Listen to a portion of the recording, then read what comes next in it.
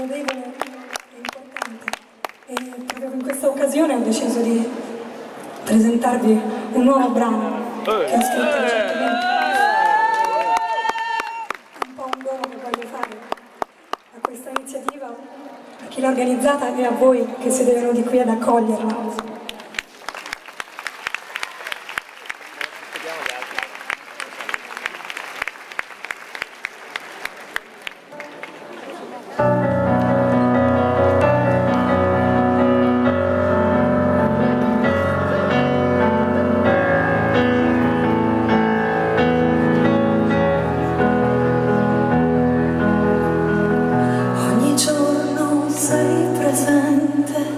Sempre tu nella mia mente, il mondo ormai non può scalfirmi più. Per te che sei così distante, nelle lotte della gente troverò parole e melodie.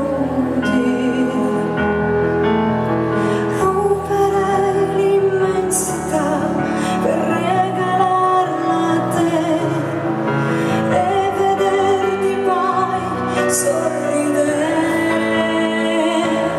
A te che sei attimi eterni nei sogni miei, ti conserverò puro dal tempo e la polvere.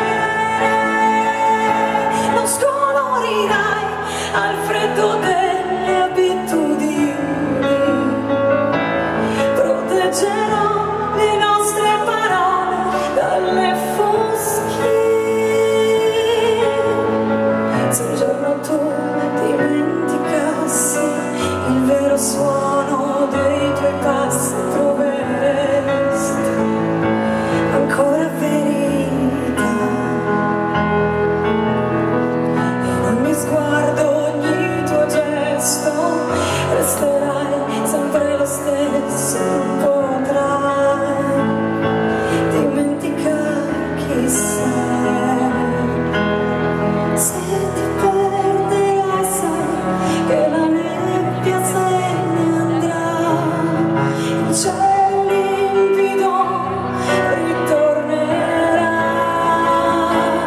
A te che sei la verità nei pensieri miei, ti conserverò puro dal tempo e la polvere.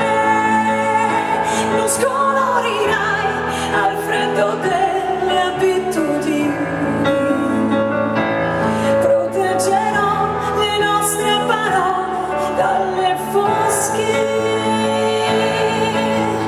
Quello che sei dentro rimarrà intatto, il tempo come me ti darà conforto e verità.